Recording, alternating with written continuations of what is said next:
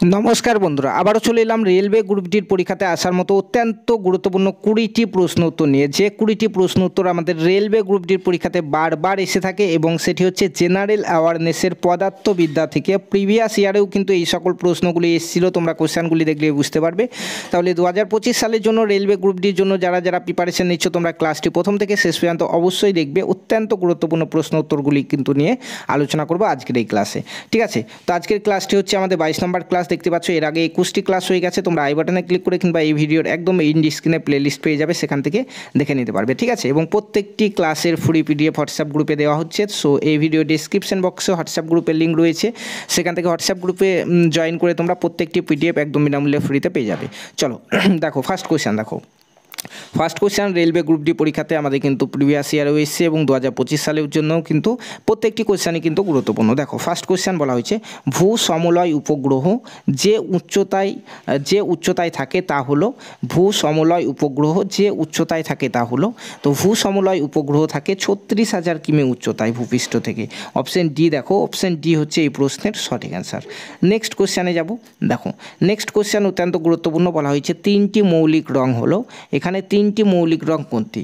তো দেখো নীল, সবুজ এবং লাল। তাহলে অপশন এ হচ্ছে তিনটি মৌলিক রং, নীল, সবুজ এবং লাল হচ্ছে তোমার এখানে সঠিক অ্যান্সার, ঠিক আছে বন্ধুরা? 2025-এ তোমরা যারা যারা রেলওয়ে গ্রুপ ডির জন্য প্রিপারেশন নিচ্ছ, চ্যানেলটিকে সাবস্ক্রাইব করতে ভুলবে না। তোমাদের সিলেবাস ওয়াইজ প্রত্যেকটি ক্লাস তোমরা পেয়ে যাবে আমাদের এই চ্যানেল থেকে। দেখো আমাদের 3rd নম্বর কোশ্চেন। দেখো বলা হয়েছে যে জলের আপেক্ষিক তাপ হলো, অত্যন্ত গুরুত্বপূর্ণ একটি কোশ্চেন। জলের আপেক্ষিক তাপ কত? তো আমরা প্রত্যেকেই জানি যে জলের আপেক্ষিক তাপ হচ্ছে 1। তাহলে এখানে ডি, দেখো অপশন ডিতে রয়েছে, option D is the right answer. চলো 4 নম্বর কোশ্চেনে। 4 নম্বর কোশ্চেনে বলা হয়েছে একটি হল ঘরে কিসের জন্য শব্দের অনুসরণ ঘটে? একটি হল ঘরে কিসের জন্য শব্দের অনুসরণ ঘটে? তো তোমার এই প্রশ্নের সঠিক অ্যান্সার হয়ে যাবে শব্দের প্রতিফলনের জন্য। একটি হল ঘরে শব্দের প্রতিফলনের জন্য শব্দের অনুসরণ ঘটে। তাহলে option A is the right answer এখানে, ঠিক আছে?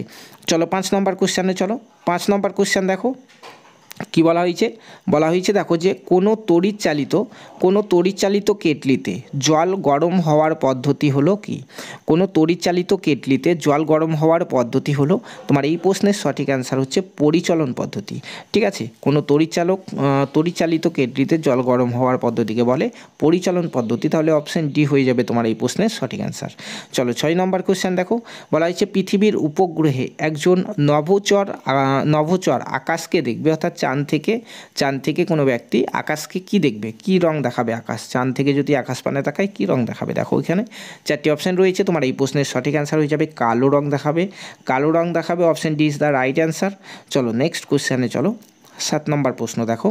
বলা হয়েছে যে আপেক্ষিক আর্দ্রতা পরিমাপ করা হয় যে যন্ত্রের সাহায্যে, তা হলো আপেক্ষিক আর্দ্রতা কোন যন্ত্রের সাহায্যে পরিমাপ করা হয়? দেখো এখানে অপশন রয়েছে 4টি, তোমার এই প্রশ্নের সঠিক অ্যান্সার হয়ে যাবে হাইগ্রোমিটার যন্ত্রের সাহায্যে আপেক্ষিক আর্দ্রতা পরিমাপ করা হয়, ঠিক আছে? Hygrometer, option D is the right answer. চলো নেক্সট 8 নম্বর কোশ্চেনে চলো।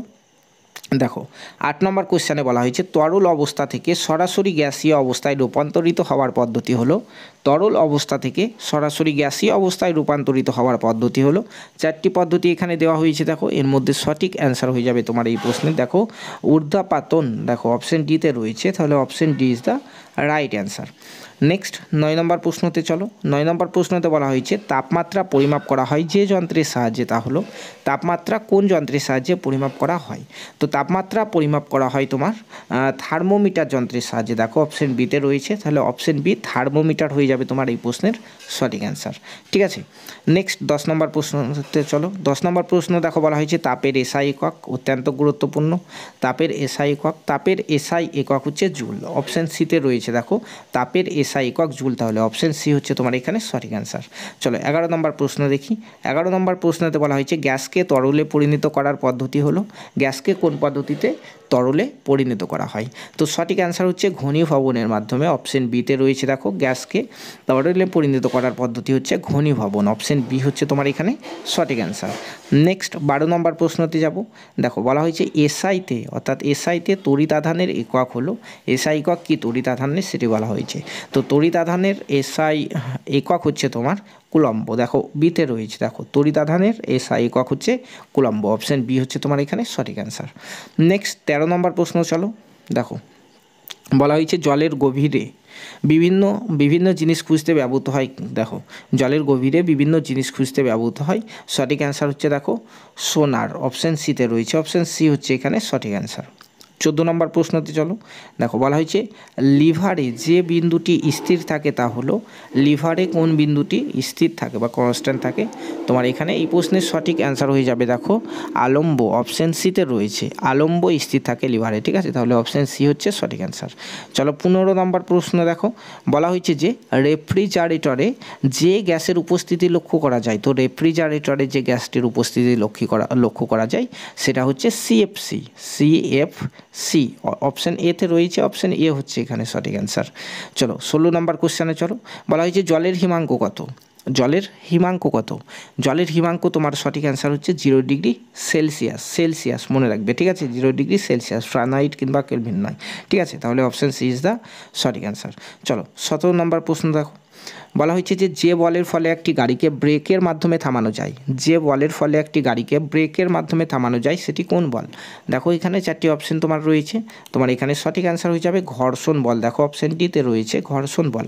তাহলে 17 নম্বর প্রশ্নের অপশান ডি হচ্ছে সঠিক অ্যান্সার। 18 নম্বর প্রশ্নটি দেখো।